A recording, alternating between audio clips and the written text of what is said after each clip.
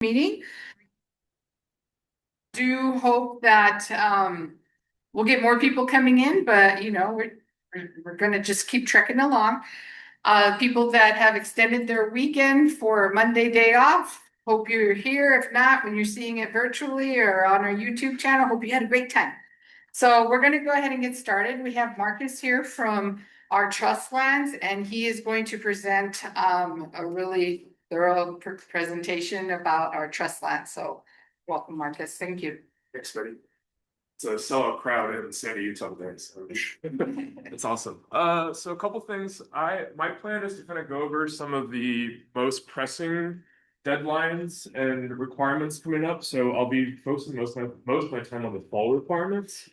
So looking at kind of the agenda for today, I do have a new program timeline for charter director. So if you're in person, that is the kind of 3-page packet here with the timeline on top.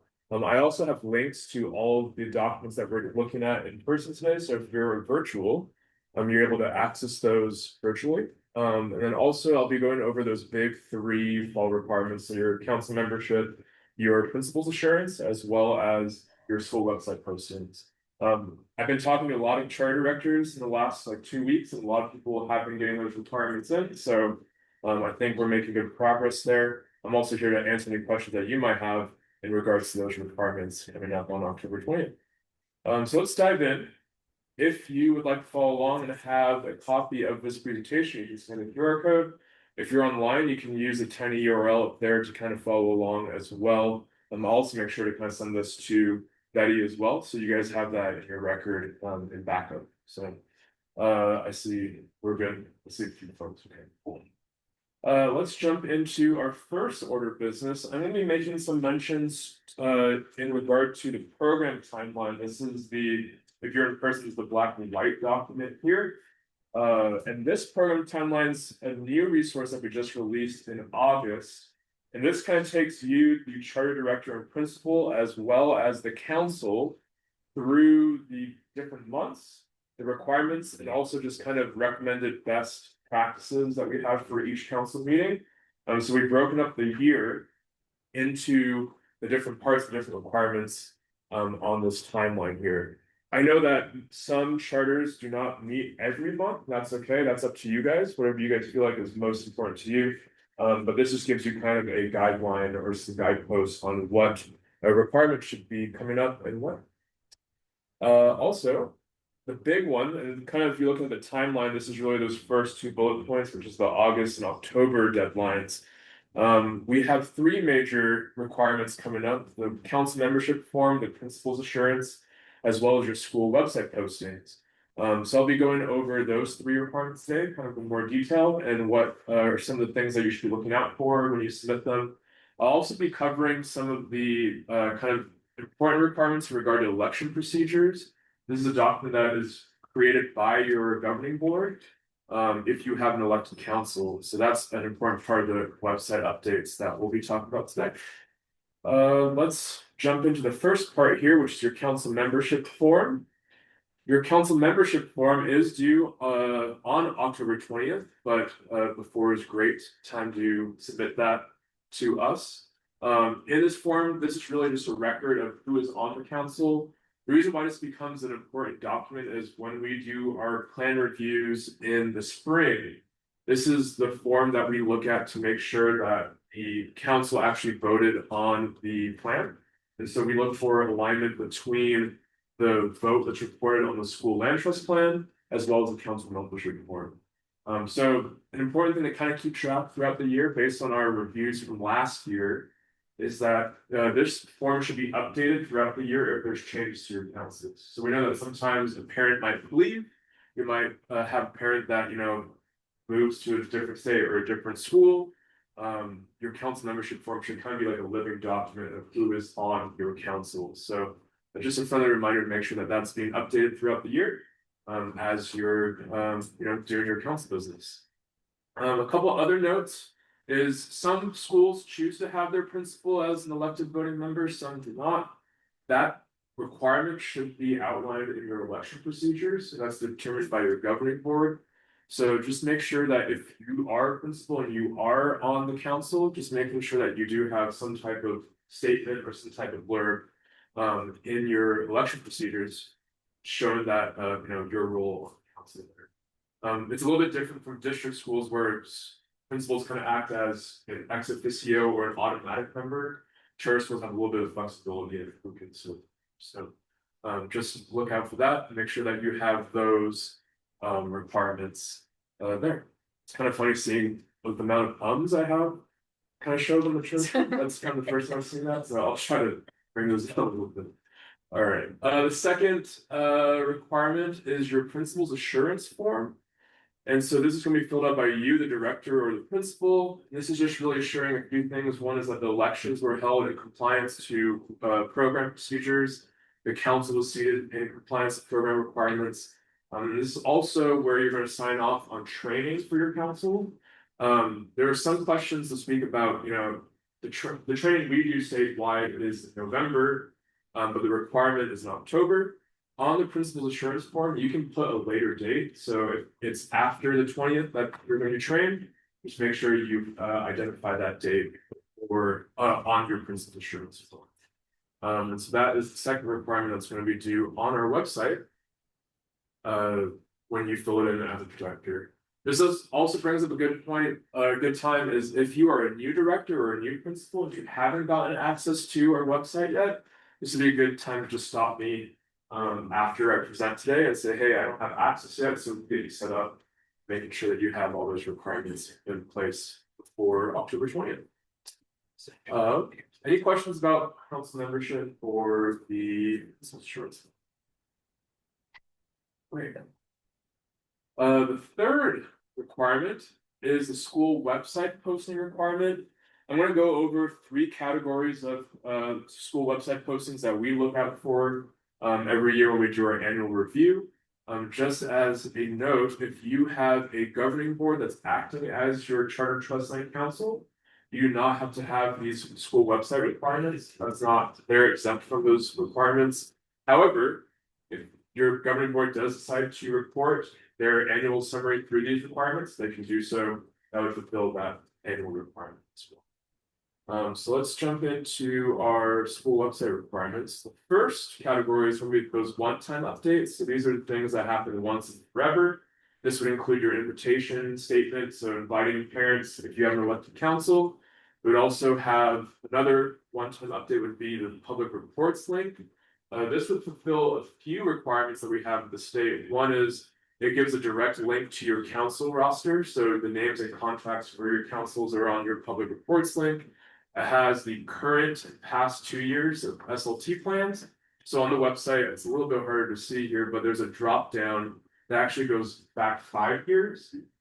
So just by posting our link to the public reports page, you're able to fulfill that kind of historic data requirement. And it also has a link to the current year. So whatever your council is currently implementing, that's also addressed on this link here as well. One concern that comes up often is, when we talk about contacts for council members, if there's concerns about phishing or scamming or just providing the information publicly, you can put the principal's school email, that's totally fine, or a council email that all members have access to. That's another way to do it. You can also put the school's phone number. So we're not asking for personal information that's going to be kind of blasted across the state. We just want to make sure that you guys have some way to contact the council that's accessible to all. You also have, so just a little bit of zoom here, that drop down menu does give you historical data that goes 5 years back. You also have your annual updates. So these are things that happen every year, and these are especially important if you have an elected charter trust land council. So that includes your rules of order and procedure, which is a document that's created by the council. It's voted in and adopted by your charter trust land council. I mean, it just outlines how your council does business, right? So how are votes conducted? How do you vote on chair, co-chair, that type of thing. So that should be posted clearly on your website. You should also have a means for public contact. So that includes, like I said, the group email that your council members have access to. or that school contact number as well. You should also have a meeting schedule, which I'll kind of cover in just a minute on the next couple slides, as well as 1 year of meeting minutes and a copy of your TSSP or TSSA, whichever one your school or whichever acronym you guys use at your schools. A copy of that should be posted on there. I did have a director ask about that requirement. The reason why we do require both plans is because both kind of end up working together and supporting each other. And so this is just a way for parents in the school community to see that there's two plans in place that are supporting student achievement. So those are your annual updates.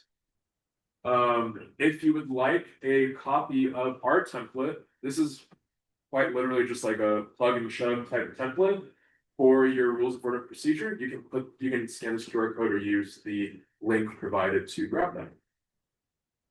Any questions about our annual updates?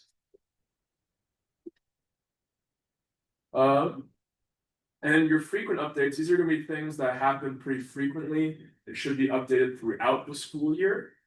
This would be your notice for the next meeting, as well as the agenda for the next meeting and the draft minutes from your previous meetings. I've had a few new principals ask me about just how to set this up here. So I have an example to show you guys from Weber State University and their charter academy. They've kind of set up their website to have the links, the required links up at the top, so they're easily accessible to whoever's accessing the web page. They also have this section down here, which shows the meeting schedule. And for each date that the meeting's going to happen, they have an agenda and a minutes link. So that's one way that you guys can set up your meeting and agenda minutes. This is a little bit fuzzy here, but if you're looking at just an example for an agenda for upcoming meetings, they have the item that's going to be discussed. They have who's going to be kind of leading that item or who's going to be leading that discussion. But the part here that's most important is the action column. This is showing us what's going to be voted on. And for a parent member in your community, that might be important because if they want to discuss that item that's going to be voted on, they should know what's going to be voted on in that meeting. So just an example here that you guys have to kind of build off of. So I appreciate Deborah at Weber State letting me use her example for today's presentation. So all these requirements are also, if you're in person, you do have a checklist that has election procedure, or not just election procedures, but your website posting requirements there as well. I am also happy to do preliminary reviews. So if you're kind of in limbo and you're not sure where your website stands, feel free to send me an email. I'm happy to kind of go through your website and give you some feedback that way too before October 20th. Our last item today, in terms of requirements, we're going to be talking about election procedures. As I mentioned, this should be a document that is created by your governing board before the council is formed. This is kind of an outline of how the council is formed, but also the membership that's going to be on your councils as well. So these different checklist points, the number of parents, definition of other members. Like I said before, if the principal is going to be acting on the council, that should also be outlined in your election procedures. This just gives the school community and the public some insight into how the council is formed, and also what the council is made up of, who the council is made of. And so I do have that resource for you guys here as well. So this is, just a good time to kind of clean that up. Make sure your governing boards are aware of that. Questions about election procedures? Okay. Before I sign off with you guys today, there's a couple additional program reminders. One is just making sure that your councils are looking at their previous year's plan and just assessing, the effectiveness of that throughout the year. That's something that can start happening now. I've already had a few schools start submitting amendments. So this is open throughout the whole entire year. So if your council says, you know what, we've allocated this much for reading, but we'd like to focus more on math, this is a good time to kind of start having those conversations, making those changes in your plan. Also, just a reminder, training is required for not only your council, but also your business administrator and governing boards. and just making sure that all of them are getting the required trainings. Which is a good segue into our next slide here is we will be doing statewide training the first week of November.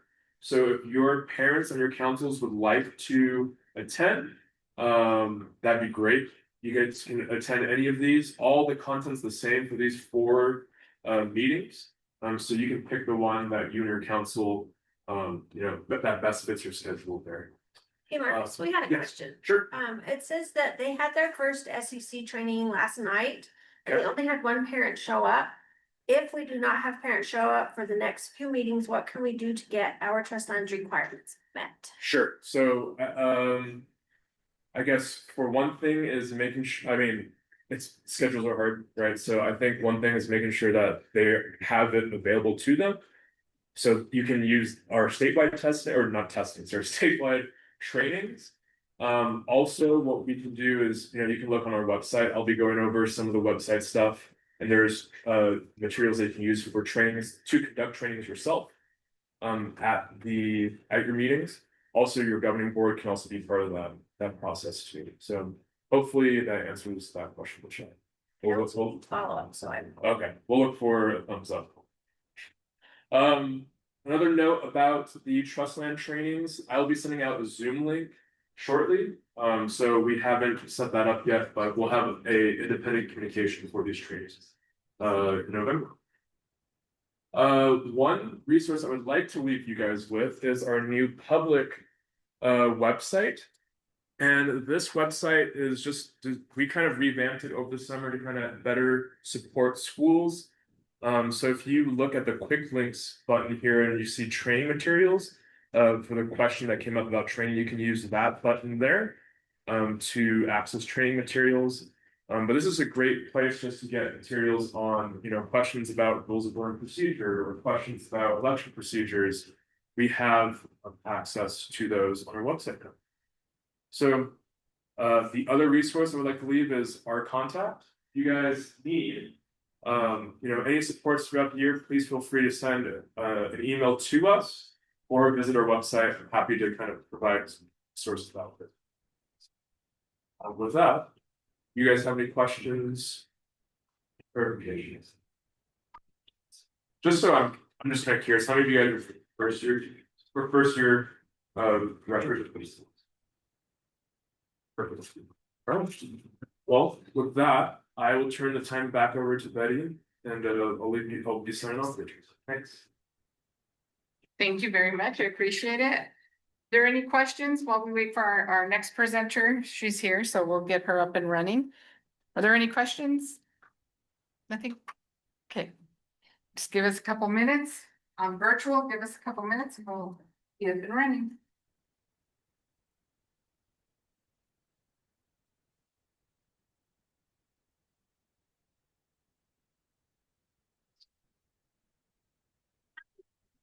Here with the people. I think you're the third presenter. Do you have a slide? I do. Some of it, You want but it's, press the PowerPoint?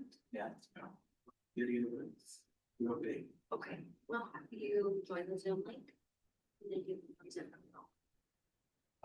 Okay. I don't have. My. You can just. Okay, that's what you can just put yeah, when it's your turn, and then you can just match your slides. Okay, and we'll also do that, she'll send it to your, yeah, and then you can You join. don't have, you don't have. Yes, do you have? No, let me get hers and then I'll. Do you want to raise your hand for that?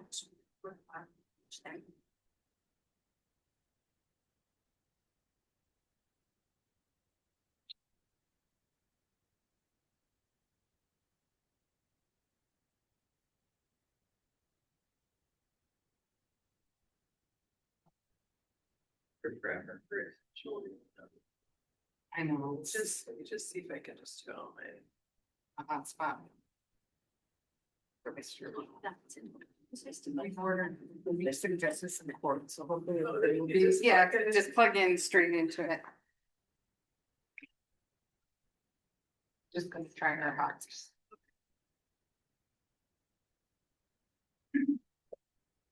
Can you send it? Yes.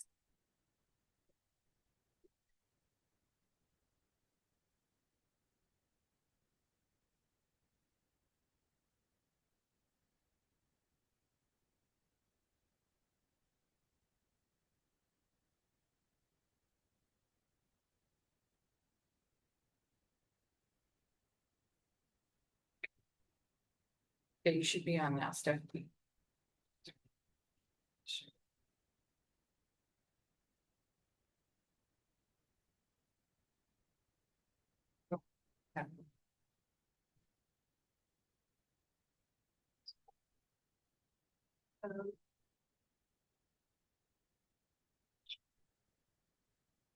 And just share it with us.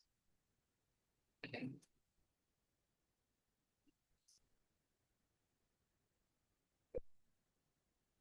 That work? Sure. Oh, that's just. Yeah, no. Just. Am I in the wrong meeting? Yeah, it needs to be a Zoom. I think you're in our teams. Let me see here. No, look. You did that right, but it's. Oh. Here, we need it on the Zoom so it can record. You can just share your screen. If we can drive, can you just tell us when to advance the slide? Oh, yeah, so go back in the Teams one? Yeah, that's fine. Okay. What you tell. Yeah. Sure. So, share. Okay. Back. Here.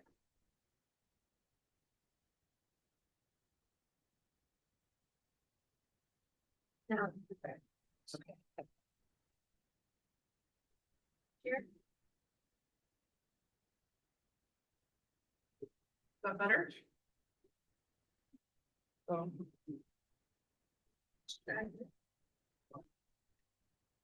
All right, I think we got it.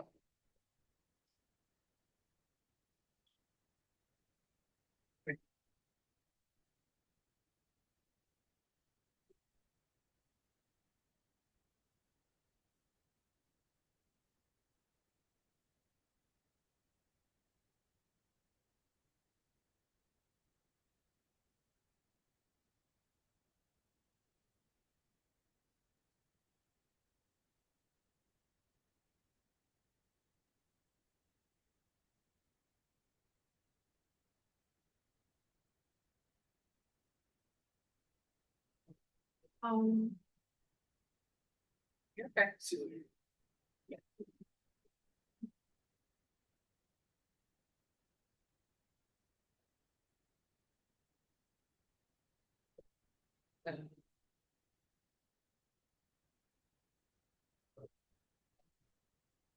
Sorry. you send Zoom?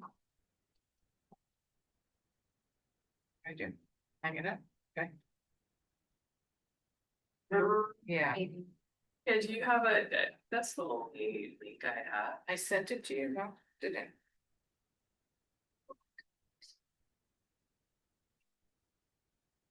Sorry, you guys. I have just a little bit of issues here. I forwarded. Let me forward it to you again. Hold on a minute. Sorry. Right here.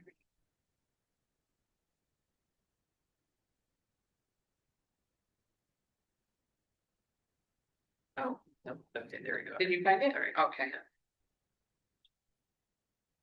It's okay, because I can send it now to Rita.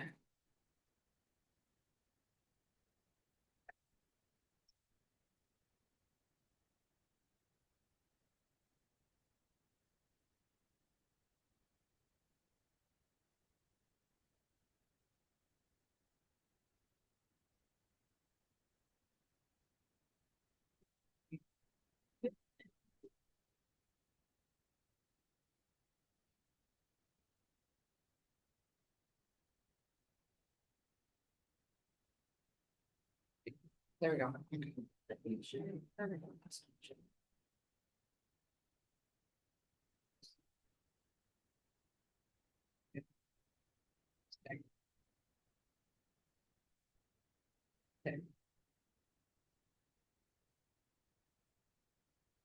Not increasing it.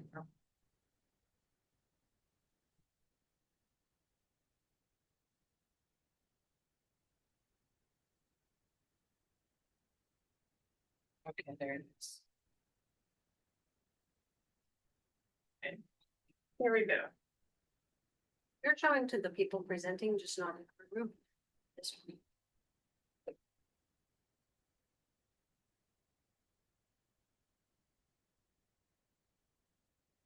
Big, make it bigger.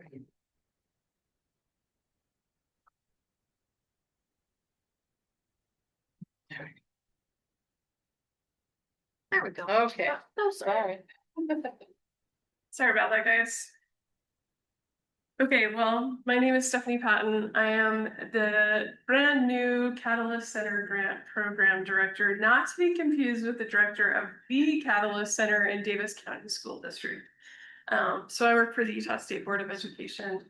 I've actually been in the Utah State Board of Education for like 10 years now, but I previously was working in the adult education space. So doing some workforce projects in that space. And so there's some good overlap with the work of the Catalyst Center Grant Program. So I'm super excited to be in this new role and super excited for the Catalyst Center Grant Program. So let me just tell you a little bit more, maybe, sorry, now I'm like, I always forget which one goes forward and backwards. It's backwards, but anyway. So let me just tell you a little bit more about what the Catalyst Center Grant Program is. So this is actually from the law, so HB 447, passed in the 25 legislative session and put the Catalyst Center Grant Program in play. And so a Catalyst Center is a center that replicates professional environments and workplace practices, partners with local industry businesses and community organizations for student projects.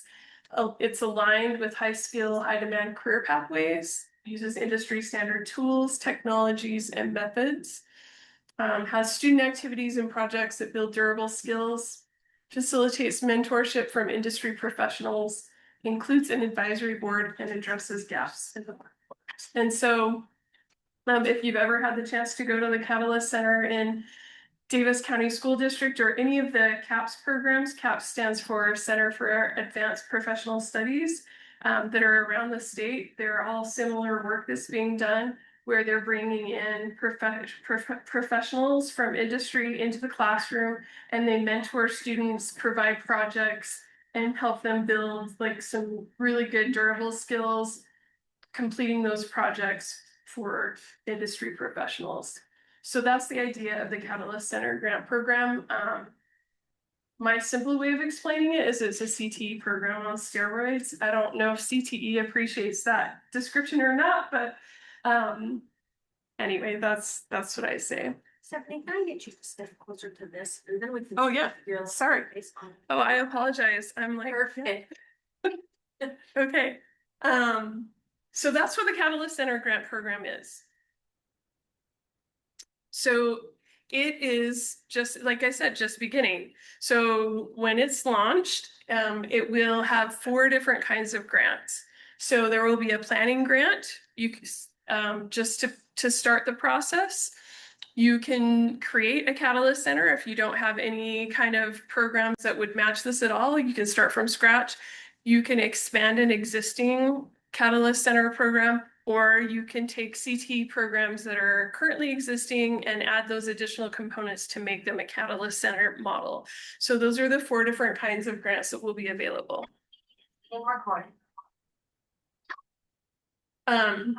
Kind of to give you, so again, this is just beginning, to give you a very prospective timeline. This is my ideal timeline. It's already had to adjust because things don't always turn out the way that you want.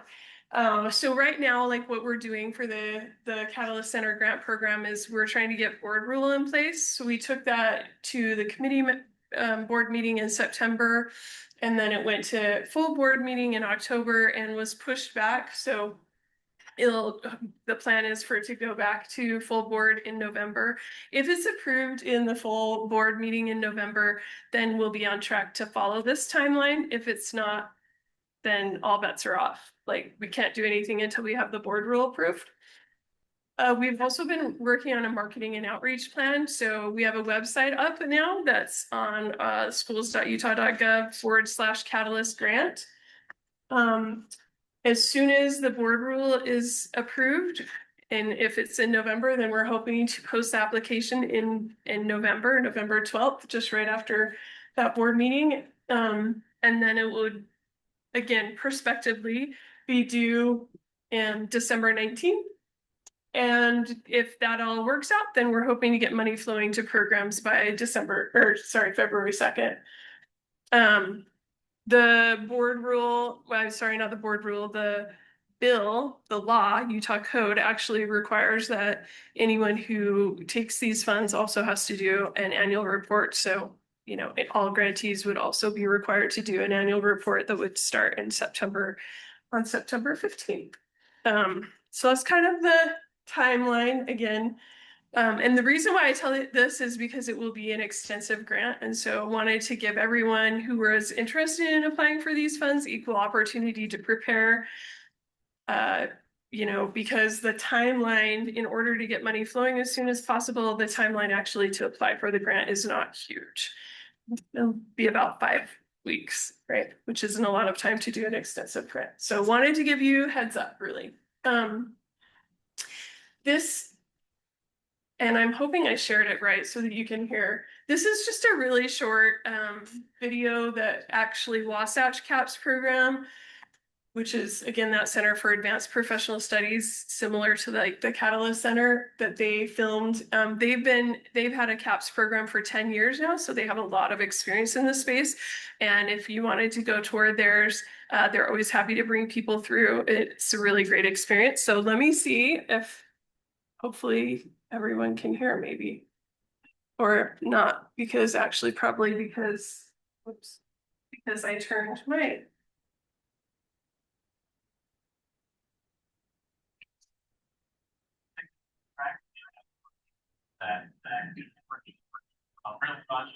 But I probably need to share it differently.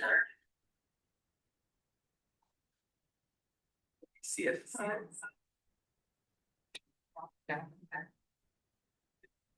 Okay, try it now.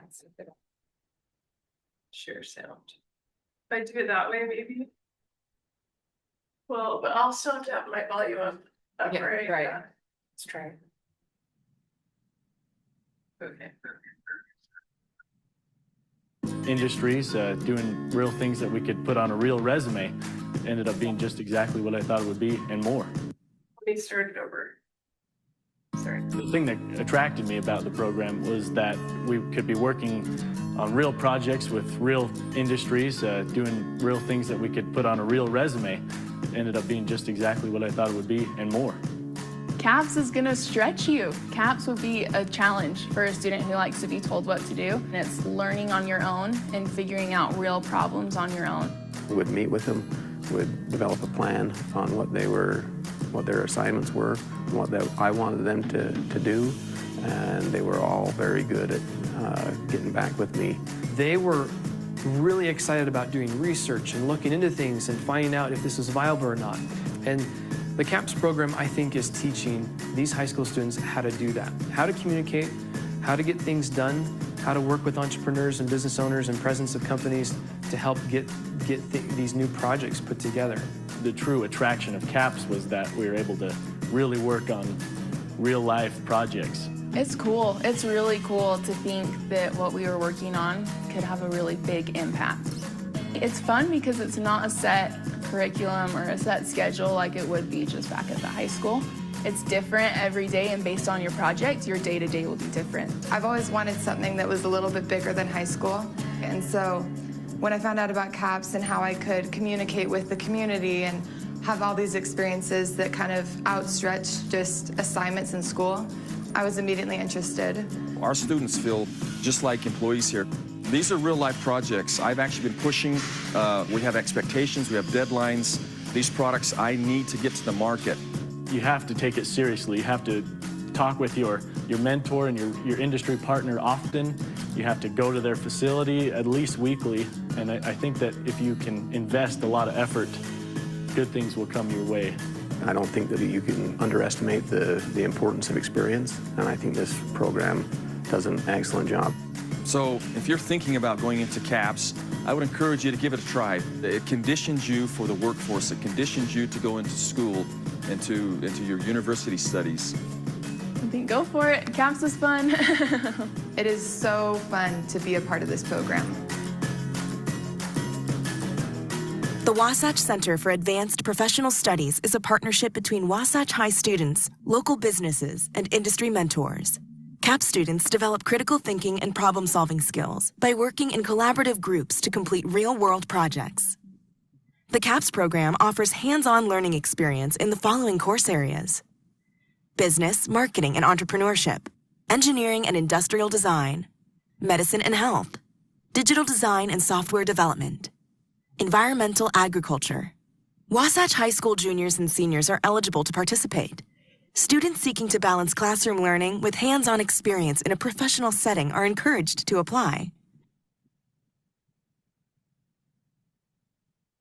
So that just gives you a little bit more of an idea of like what it feels like for a student to be in CAPS. It's actually super cool to go tour these programs, and I've been to all of them across the state. And to speak to students, they're able to describe what their project is doing, and they're super excited and engaged about all of these different things that they're doing. I think it's really inspiring. You can see that their leadership and presentation skills specifically have really grown through the CAPS programs. So, so we have this money and it's coming up.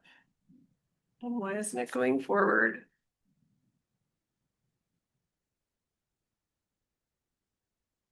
So just lastly, as the grant application comes due, you might be asking, how do I prepare for the grant application?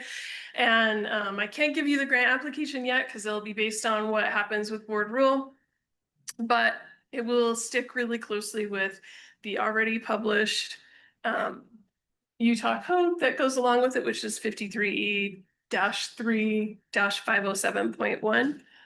And like I said, we do have a website up, and so you can watch for updates on schools.utah.gov/catalyst grant. And you're always welcome to reach out to me. I would love to come chat, answer any questions, talk on the phone, whatever, to provide support or help you in whatever way I can. Any questions? Jeff? For charters, am I understanding it correctly? You're expecting more like consortiums or like coming together, or do you think like each one probably have their own capital center or something like that? Like, yep. What are you envisioning? Yeah, both are possible. So consortiums are totally a possibility. So you could partner together with several different charter schools, or if you had programs that you wanted to put in your, just in your individual school, that works as well. So both are possible. Yeah. Other questions? Sorry. Do we know the fund, like how the funding works, like to total? So the 65 million was allocated. We'll divide that up between, I anticipate that it will be a competitive application this year. There should be ongoing funding beyond this year, shouldn't just be this year. So, and my anticipation is that we'll fund like whole, so we might not fund it. We probably won't fund every application because I think it will be competitive and there's only $65 million. And you can use it for capital expenditures, which means, if you have a project, it might be $20 million or something. That doesn't leave a lot of projects to be funded. So my anticipation is that we'll fund whole projects and fewer projects, if that makes sense. So if you apply, you're not funded this year, then apply next year as well. Yeah, I don't know if that helps, but 65 million total, but it is for capital expenditures. So that can be eaten up super fast, right? Other questions? Cool. Well, thanks for your time. Thank you, and we'll share the slides. Awesome. Thanks very much. I appreciate that. Now we have Rita Davis from Safe UT, and part of when I sent the email out, Safe UT requested to come back out because last time it was like there was stuff happening, so they're gonna come out and that way they can present nice and slow instead of a 5-minute or 10-minute blurb. So thank you, Rita. You're welcome. How do I connect to Yes, you're connected. all this? So. See it on yours, just give us a minute here really quick. Over here.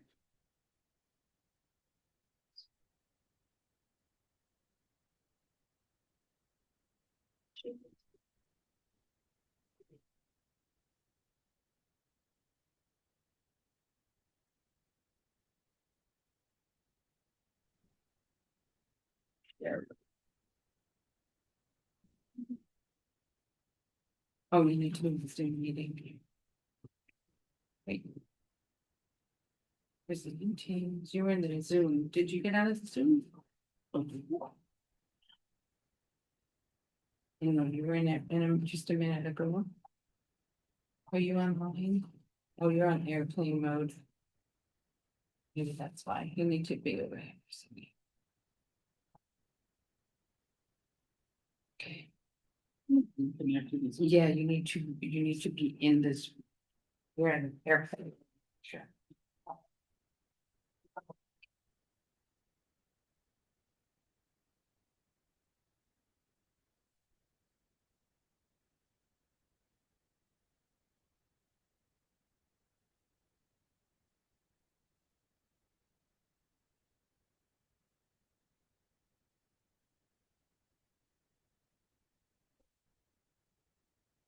She's in airplane mode. They were just getting just reconnected.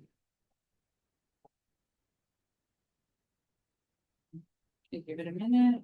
Think you're in Zoom now.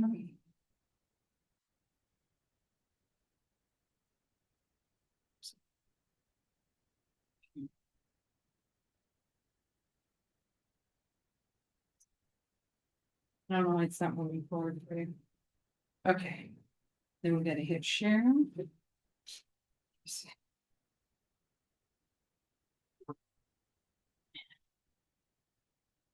The share screen right here.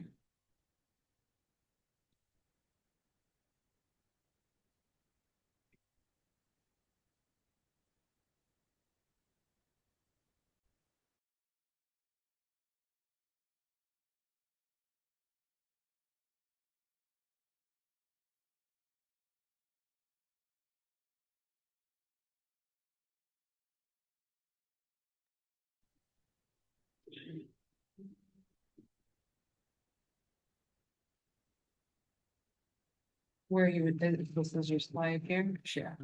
Okay, there you go. Is it on? Oh, sorry.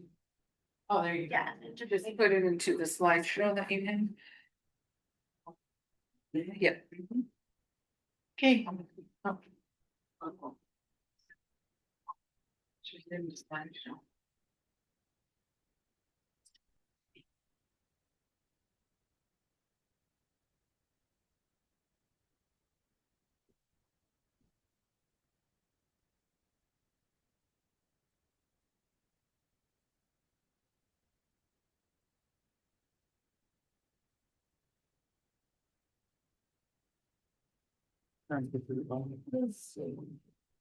It just wasn't sure.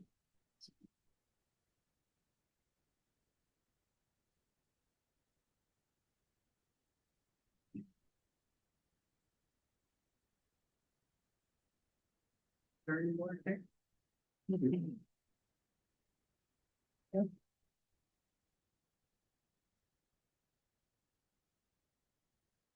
You think it's kicking her out?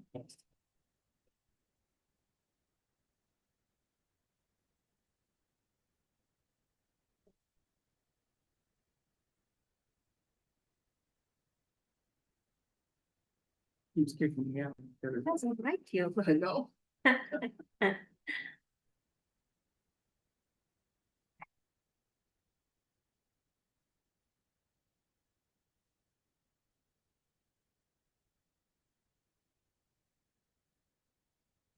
An emitter.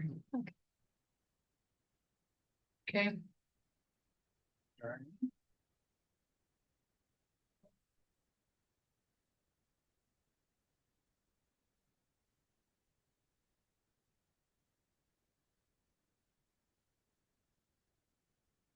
You're doing something.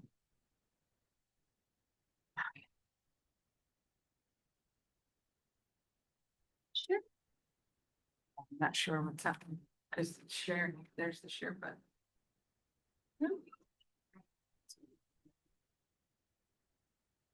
Are you guys okay to see it this way?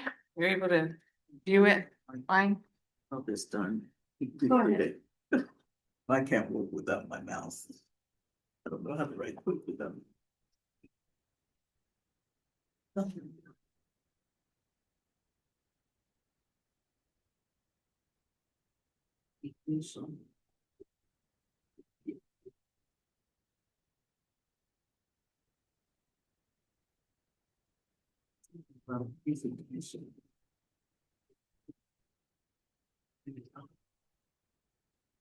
think you just leave it alphabetical. Yeah, just if you click through it, because unfortunately, It's not going to. I don't know if, I don't want it to kick it out. If you do from the beginning, is that what you're trying to do? Yeah.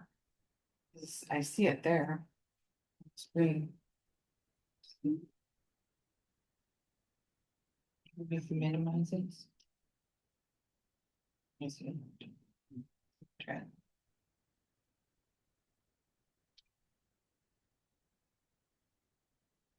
That's good, right? It's not showing on screen. We need to go back on them. It's showing on the screen now, no? Not from the beginning. We can start. Okay, that's fine. We can start. Okay.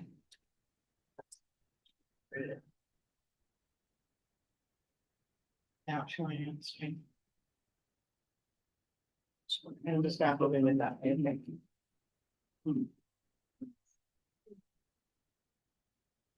But it's not on. Yeah, it's not showing up there. It's showing now, but it's showing everything else, so that's. So, Yeah. sorry.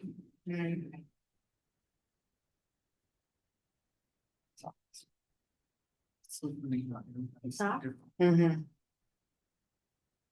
Yeah, you kick me out?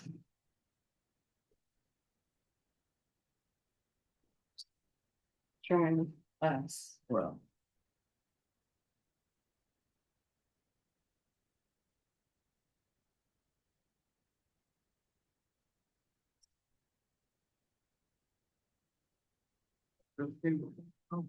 Yeah, that's what I'm saying, it's not even on the screen anymore. Or just leave it. And stop.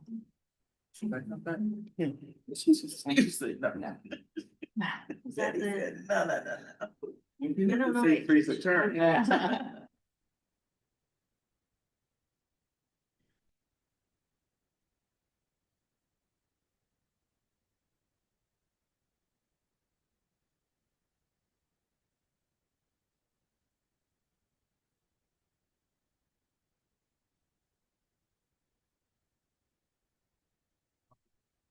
No, you're fine. Hold on, she had, because she has to admit you're going.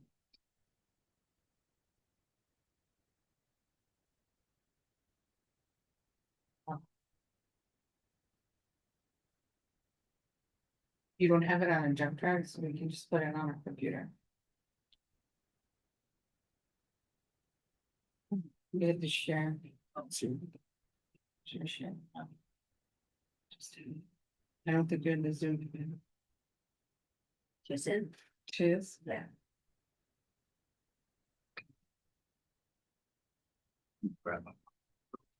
You're fine.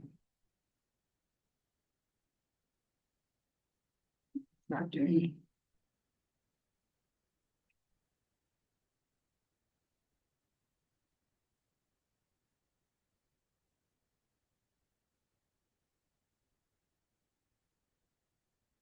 Okay, if I sit down. Yes.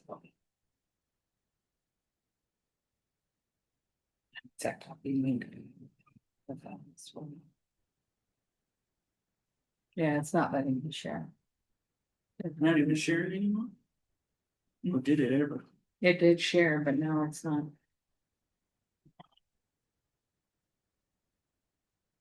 Somebody told me to go put stuff on camera because it'll let me send it to you guys, because the videos, the files are so big. I need to learn how to do that.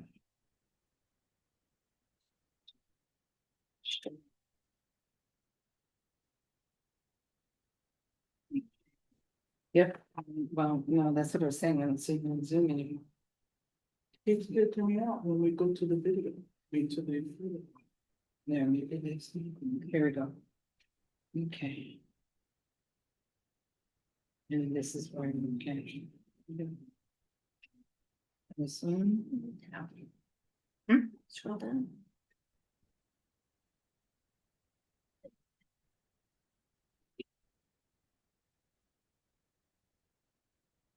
There. That's us.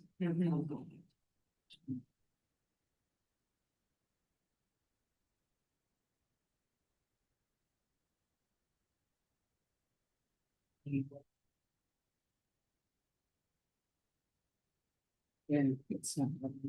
Really? Have it, John? You want me You to don't have it, see? talk through?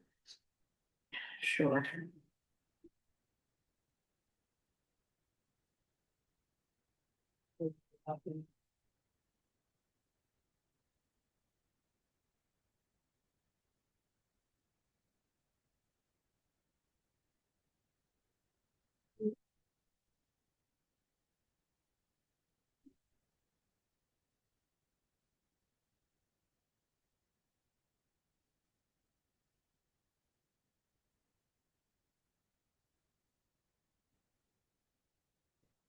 It's not sharing. Now we keep hitting share. Sure.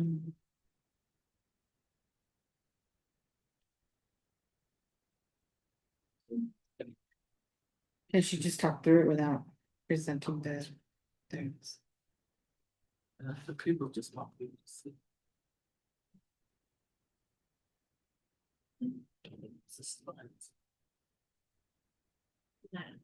There.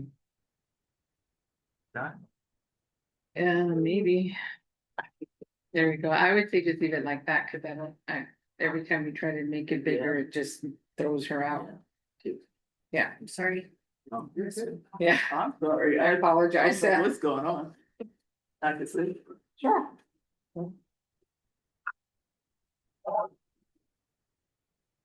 Let me know when you're ready. Go ahead, you're fine. Okay. Good afternoon, everyone. I'm Rita, Branch Davis with Safety Team. I'm going to, this is my first presentation, with this particular group. I usually present in front of parents and students, so bear with me. We're going to talk about empowering communities, supporting mental health and school safety, which is so important nowadays.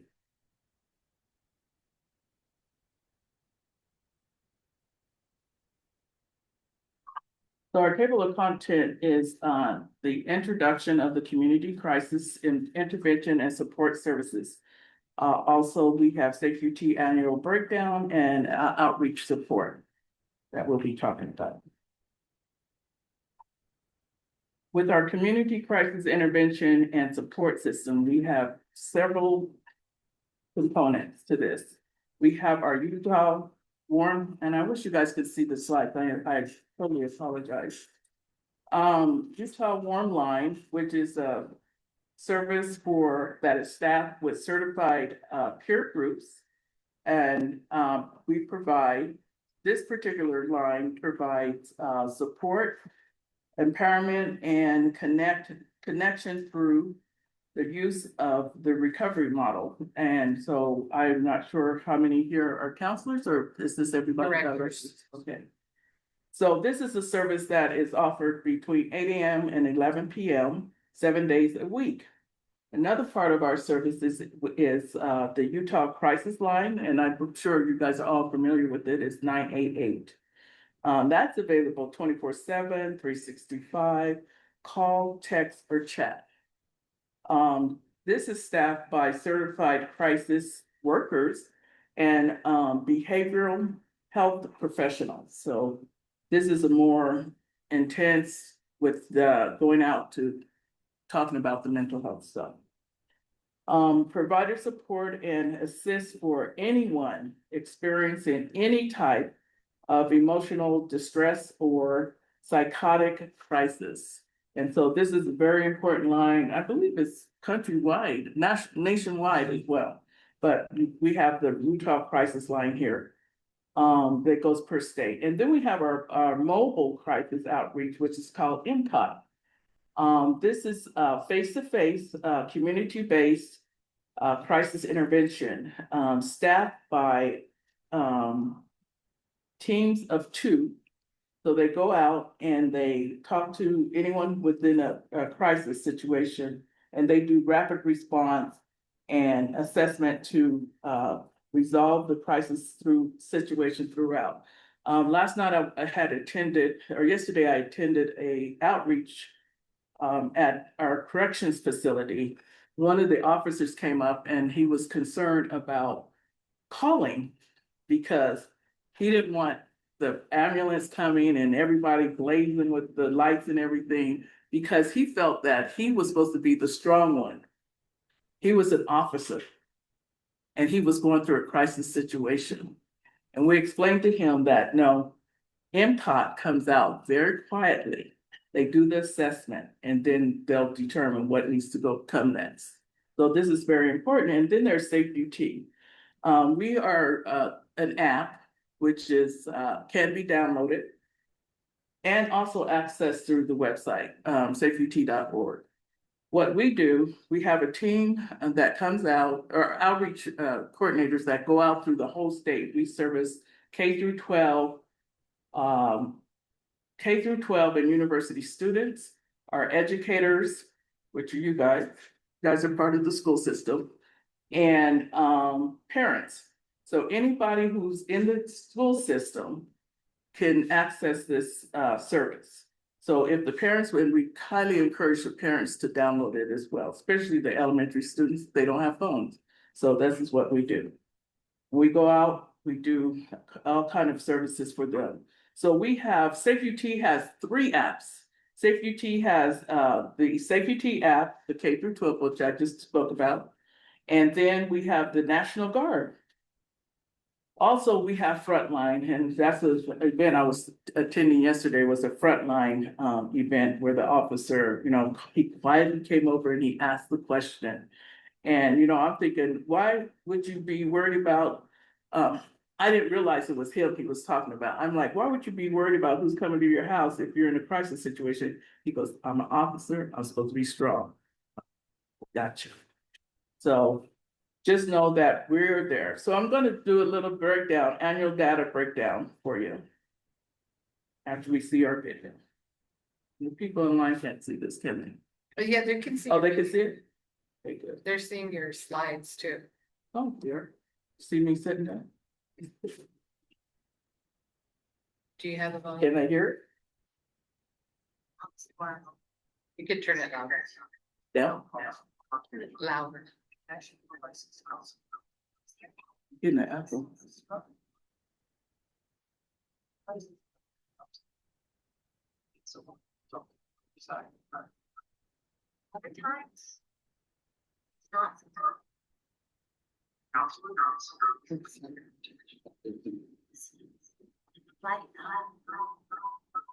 Sometimes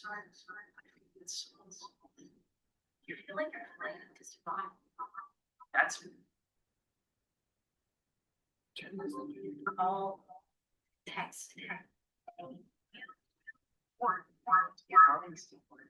you're worried my great results.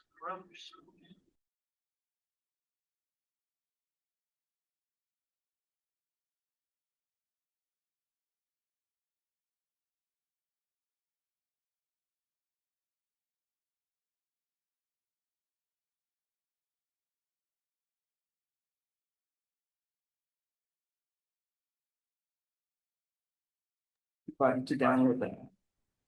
Let me find this. To download the app, how many here have this app downloaded? How many online have the app downloaded? I'm assuming probably all of the educators. Oh, good. That's great. Thank you. We encourage you as well as our students and parents to do so. So we have 1.9 million total of people that have accessed this app since we started in 2016. And that's quite a few people considering. 100% state-funded higher education institutes are a part of this. So everybody in the higher education is part of this, have signed up. And we're trying to get to the 100%. It's not quite there. You see, it has a breakdown in your high schools, middle schools, elementary, and charter schools.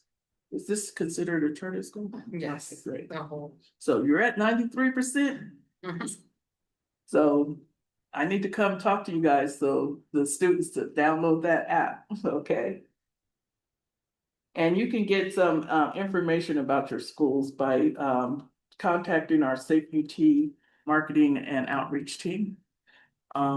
We'd be happy to provide that information. If you want to jot down the email here, please do.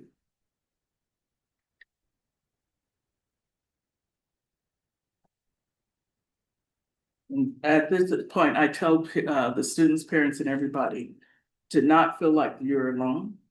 There's always somebody there.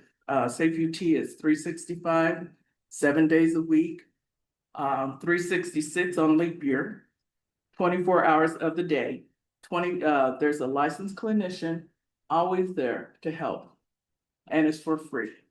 It's not just for the students, it's for the parents and educators as well. So I always tell, especially the students, to figure out who that contact person is, because before they think about harming themselves or going to not able to get through a crisis situation, to think about who's your trusted loved one. Who is that professional person? You guys here in the room are the professional people if you're not in a parent situation. And the loved ones are your parents, your grandparents, and all those people in your life. And then there's the professionals, such as your therapists, your social workers, your counselors at the school. Those are your professional people to contact. And again, I encourage you guys to have it as well. You're more than welcome to use the service 24/7, 7 days a week. No. Where things are. That's okay. But you do not. You don't allow. With safety, you can talk to people, licensed counselors about whatever is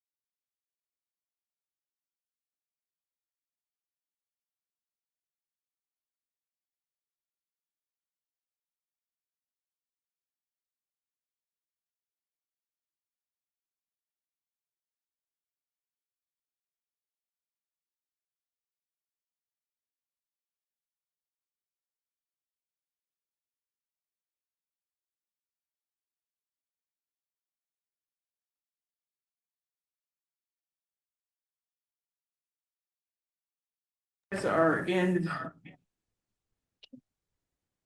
Since you guys are in the school system, you could tell your family to download this app. If they were going through a crisis situation and needed someone to talk to, like I said, it's free. And have them talk to one of our counselors. So as it said in the video, we can chat. You could submit a chat, tip, or call. And this is how you can access SafeUT.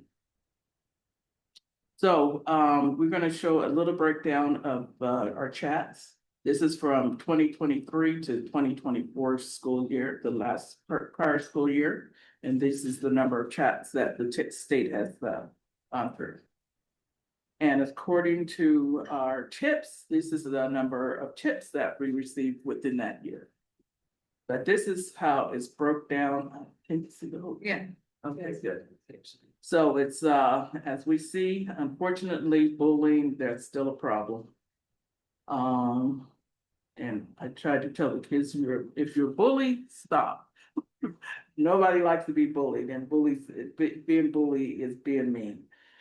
We have the suicides that comes in next. Unfortunately, we've had several of those happen this year, or within this month, actually. Then you have your substance abuse, school complaint, and so forth. So this is a breakdown of how everything's broke down with the chats, the tips, calls, and everything. So our SafeUT outreach support, there's myself. The three of us cover the whole state from all the way to Bergen County, Bergen City, up that way, up north, onto the south to St. George. My region is from the north, the west, the Tooele area, Juab, Miller County. Next week I go down to Fillmore.